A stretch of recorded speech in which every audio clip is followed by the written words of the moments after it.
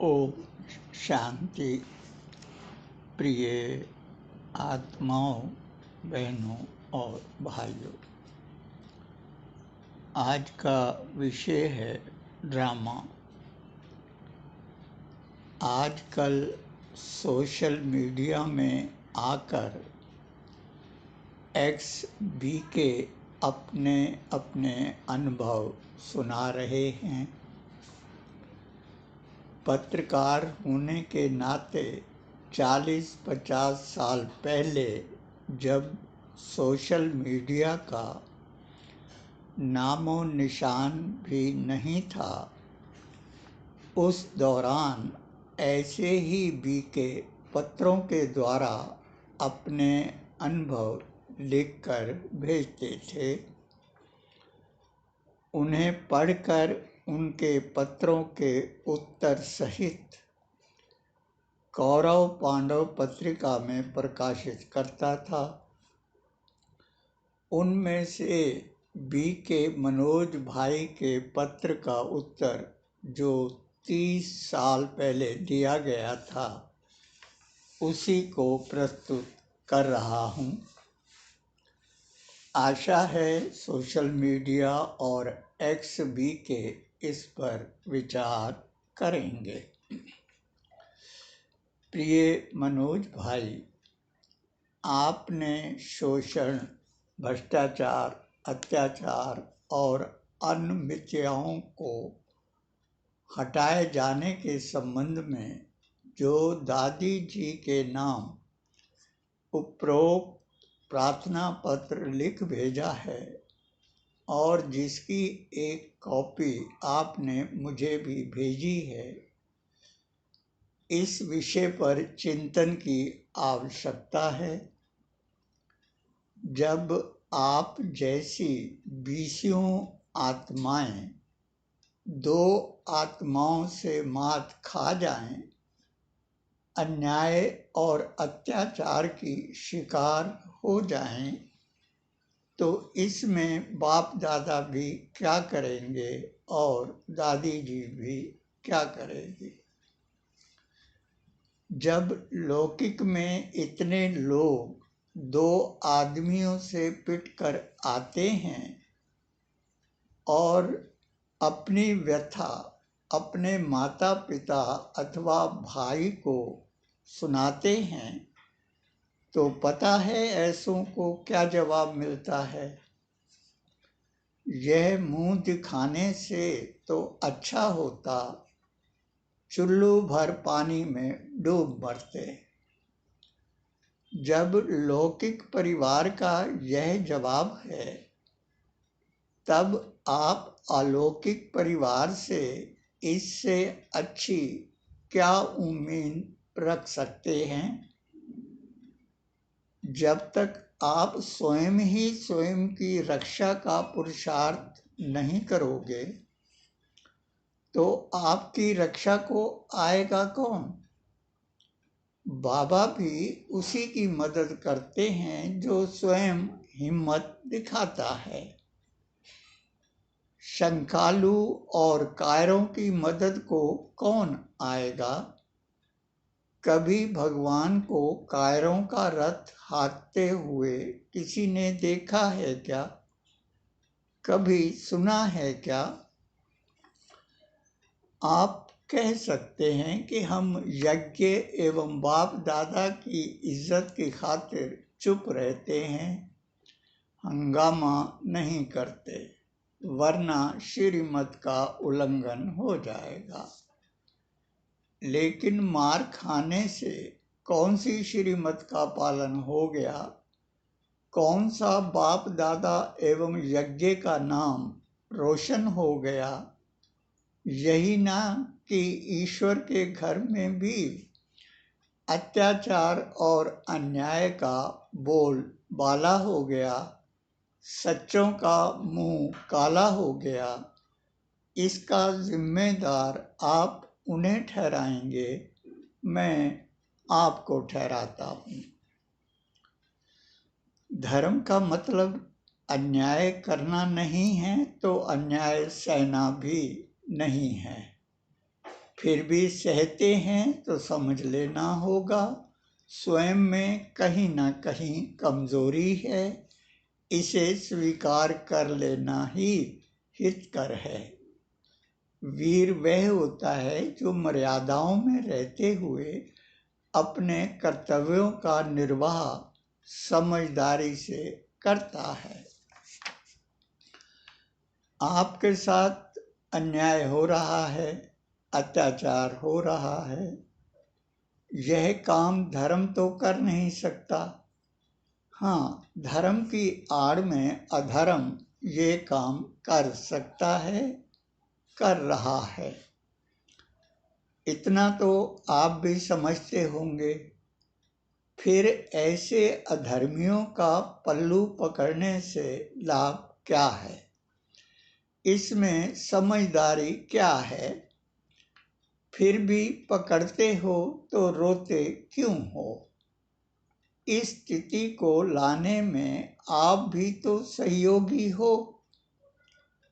आप सहयोग बंद कर दो, यह धार्मिक हो जाएंगे, सत्य और न्याय प्रिय हो जाएंगे, अपनी असलियत जान जाएंगे। आप अधर्म को धर्म समझकर उसकी सेवा में अंधे हो जाओगे, उसके लिए सुख साधन जुटाओगे, उनके स्वागत समारोह मनाओगे, लौकिक परिवार को एकदम साधारण और इन्हें विशेष बनाओगे, घरों में अंधेरा कर आश्रमों को जगमगाओगे, तो यही होगा जो हो रहा है। इन्हें तो माया धूल चटा ही रही है, वरना वनवासी जीवन में महल कैसे बनते, लंका खड़ी कैसे होती। गांधी के साथ गौरव ने अन्याय किया। उसके पास यात्रा अधिकार होते हुए भी उसे सामान सहित गाड़ी से बाहर फेंक दिया। अंग्रेजों के राज में अंग्रेजी आका ये कैसे बर्दाश्त कर लेते कि कोई काला आदमी फर्स्ट क्लास में सफ़र करे, क्योंकि उसे तो अंग्रेज़ों ने अपनी बपोती बना रखा था, जैसे इन ब्रह्मा कुमारों ने बना रखी है। इन्होंने समर्पण का अपना अर्थ लगा रखा है, आश्रमों को अपना घर बना रखा है। जरा सोचो, आप ही की तरह यदि गांधी जी भी इन अंग्रेजों के खिलाफ अंग्रेजी हुकूमत के पास प्रार्थना पत्र लिख देते तो क्या होता? आपके उपरोक्त प्रार्थना पत्र का क्या हुआ, इसी से अंदाजा लगा लो। लेकिन गांधी जी ने ऐसा नहीं किया, हंगामा भी नहीं किया, हिंसा भी नहीं की। उन्होंने इनके विरुद्ध आवाज बुलंद की, अंग्रेजों से असहयोग करने का आह्वान किया, गर्जना की, जिसे सुन तिलक, नेहरू, पटेल उठ खड़े हुए। सुभाष चंद्र, चंद्रशेखर आज़ाद और भगत सिंह उठ खड़े हुए। इन्हें उठता देख पूरा देश उठ खड़ा हुआ। देशवासियों की बुलंद आवाज से जब यह निकला कि हमारे देश का खाते हो, हमारे देश को लूटते हो, हमारे ही साथ अन्याय और अत्याचार करते हो, यहाँ का धन अपने यहाँ ले जाते हो, हमें कंगाल और स्वयं को माला माल करते हो, इस पर भी हमें हे दृष्टि से देखते हो, आए हो व्यापार करने, मालिक बन बैठे हो। यदि आप अब तक ज़्यादा अंध श्रद्धालु न बने हो तो देखो और बताओ कि क्या अंतर है तुम्हारी और गांधी की परिस्थिति में। दृश्य अलग अलग होने पर भी क्या अंतर है स्थिति में। इससे बड़ी गुलामी और क्या होगी, क्या हो सकती है कि हम अपने बाबा का संदेश भी स्वतंत्र रीति से नहीं दे सकते, अपने ही बहन भाइयों से मिल नहीं सकते, अपने ही परिवार में बिना चिट्ठी लिए जा नहीं सकते। ड्रामा के अर्थ का अनर्थ क्यों करते हो। मान लो कोई मन चला आप सबके सामने किसी बहन से छेड़खानी करने लगता है, क्या तब भी तमाशा देखते हुए कायरों की तरह यही कहोगे कि ड्रामा कल्याणकारी है, ड्रामा बड़ा ही मीठा है, या उस मनचले को सबक सिखा दोगे, छेड़खानी का मजा चखा दोगे। क्या ऐसा करने से ड्रामा मीठा नहीं लगेगा, कल्याणकारी नहीं लगेगा? तो क्यों ड्रामे के अर्थ का अनर्थ करते हो? क्यों अपनी कमजोरियों को ड्रामे की आड़ में छुपाते हो? मर्दों जैसी देह मिली है तो मर्दों जैसा जीना सीखो, चाहे एक दिन के लिए ही सही, वरना 100 वर्ष भी अकारत है।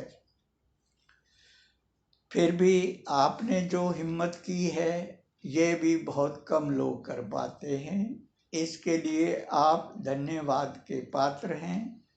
इतना सब लिखने के पीछे एक ही मकसद है, एक ही भावना है कि अंधेरे का रोना रोने के बजाय क्यों ना मशाल जला दें। मुखिया बने बैठे ब्रह्मा कुमार कुमारियों से। ब्रह्मा कुमार कुमारियों को सोचना चाहिए कि चारों ओर से उनके खिलाफ विरोध क्यों बढ़ रहा है, क्यों आक्रोश पैदा हो रहा है। क्योंकि अब ये बहन भाई आपसे कहना चाहते हैं कि बहुत चूस लिया, धर्म की भी एक, धैर्य की भी एक सीमा होती है। लोग क्रांति के लिए कभी कभी ही तैयार होते हैं, लोगों का विरोध उनके शासकों के कारण है। लोग तो केवल प्रतिक्रिया व्यक्त करते हैं। आखिर कब तक श्रीमत की जेल में पिसेंगे, कब तक घुटेंगे, कब तक अन्याय और अत्याचार सहेंगे। बी के बहन भाइयों से, जरा सोचो, जब परिवार का मुखिया बिगड़ जाता है तो परिवार के दूसरे सदस्य उसे जिम्मेदारियों से मुक्त कर देते हैं ना। आज महारथियों का आचरण क्या बिगड़े मुखियाओं जैसा नहीं लगता? तो फिर जागते क्यों नहीं? याद रखो, किसी कार्य को गलत मानकर भी उसे करते रहना या सहते रहना आत्महत्या है। हम हवन का पुण्य तो चाहते हैं, परंतु हवन का ताप सहने को तैयार नहीं हैं। हम सुख शांति तो चाहते हैं, पर इस दूषित व्यवस्था को बदलने हेतु कुछ भी करना नहीं चाहते। व्यवस्था ठीक होगी तो व्यक्ति स्वतः नैतिक हो जाएंगे, व्यवस्था ठीक होगी तो सेवा कार्यों की भी जरूरत नहीं होगी। इसलिए नई व्यवस्था लाने का मतलब राम राज्य लाना है। अंत में ब्रह्मा कुमारी ईश्वरीय विश्वविद्यालय में हो रहे अन्याय, अधर्म और अनीति के खिलाफ पिछले 50 वर्षों से मुहिम चला रहा हूँ। इस दौरान बातें बनाने एवं अपनी व्यथा सुनाने वाले तो बहुत मिले, लेकिन साथ देने वाला कोई नहीं मिला। इसमें इनकी गलती नहीं मानता। मैं सोचता हूँ कि मुझ में कोई कमी रही होगी जो इस मिशन को उसके अंजाम तक नहीं पहुंचा सका। और क्या कहूँ, जब हम मुट्ठी भर लोगों को, जिन्होंने तांडव नृत्य मचा रखा है, इनका सामना करने के लिए एकजुट नहीं हो सकते, तो लाइक करने अथवा शेयर करने से होगा क्या? ये सब बहुत हो गया, कृपया मत कीजिए।